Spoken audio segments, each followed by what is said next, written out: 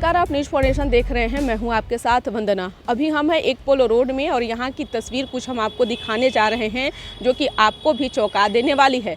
जैसा कि आप सबको पता है, बिहार में महागठबंधन की सरकार बने हुए 2 महीने से भी ज़्यादा हो गए हैं, लेकिन जो भवन निर्माण की गड़बड़ियाँ हैं, जो सरकार की गड़बड़ियाँ हैं, उससे हम आपको रूबरू कराने वाले हैं। क्योंकि ये बंगला जो आप देख रहे होंगे, ये विरोधी दल का होता है, यानी कि नेता प्रतिपक्ष का होता है। अब बिहार में नेता प्रतिपक्ष के तौर पर विजय कुमार सिन्हा हैं, लेकिन नेम प्लेट में आप देख रहे होंगे कि किस तरह से गड़बड़ी जो है वो किया गया है। अभी भी गेट नंबर 1 के पास तेजस्वी प्रसाद यादव, नेता विरोधी दल बिहार विधानसभा, यानी कि तेजस्वी यादव के नाम का ही नेम प्लेट अभी भी लगा हुआ है।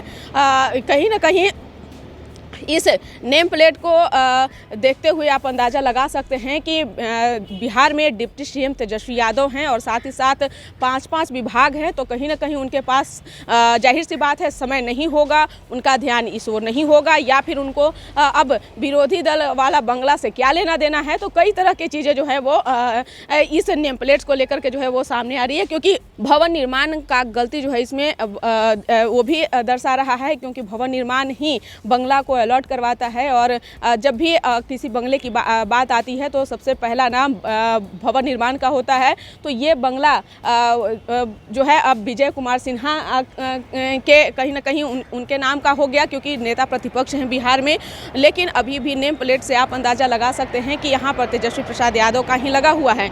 तो ये भवन निर्माण की गलती कहिए या फिर सरकार की गलती कहिए, कहीं ना कहीं गलतियाँ तो हुई है। क्योंकि जाहिर सी बात है कि नेता पक्ष विजय कुमार सिन्हा हैं और उनके नाम पर ही अब ये बंगला जो है वो अलॉट हुआ है। तो ये गलती आखिर किससे हुई है? क्योंकि कहीं ना कहीं सरकार में बैठे लोग हों या फिर भवन निर्माण हो, तो कहीं ना कहीं उन लोगों के द्वारा ही इस तरह की गड़बड़ियां जो है वो देखी जा रही है।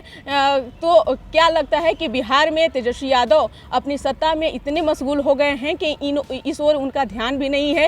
आपको यह भी बता दें कि ऐसे बंगला कई होंगे जहां हम लोगों की नज़रों से जो है वो ओझल है, जहां जो है वो नज़रें नहीं अभी तक गई है। लेकिन एक जीता जागता उदाहरण आप देख लीजिए कि बिहार में किस तरह से जो है भवन निर्माण की गड़बड़ियां जो है वो सामने देखी जा रही है। क्योंकि जब बंगले का बात आता है तो अलॉट करना हो या फिर बंगले की मरम्मत करने की बारी हो, ये सारा काम भवन निर्माण का होता है। लेकिन भवन निर्माण अपने ही कामों में मशगूल है और सरकार अपने ही कामों में मशगूल है। तो कहीं ना कहीं दोनों की इसमें मिली भगत है। क्योंकि साफ तौर से यह पता चलता है कि ये बंगला जो है विजय कुमार सिन्हा का अब ये हुआ, क्योंकि अब डिप्टी सीएम बिहार में तेजस्वी यादव हैं, अब वो नेता विरोधी दल नहीं हैं।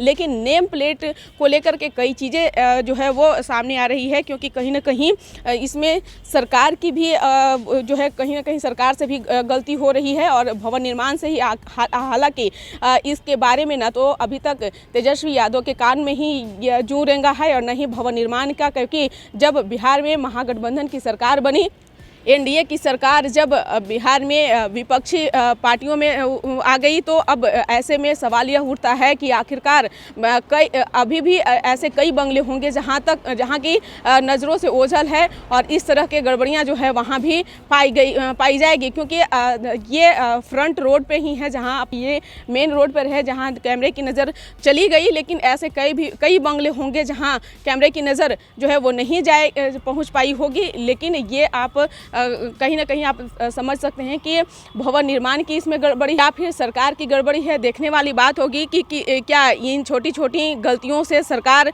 पर कोई असर पड़ने वाला है या नहीं, भवन निर्माण पर कोई असर पड़ने वाला है कि नहीं। क्योंकि ऐसे बंगला और भी होंगे बिहार में जहां पर लोगों की नज़रें नहीं पहुंच पा रही होगी। इस पर बस इतना ही। बने रहिए न्यूज़ फाउंडेशन के साथ। तब तक हमारे चैनल को सब्सक्राइब नहीं किए हैं तो कर लीजिए। धन्यवाद।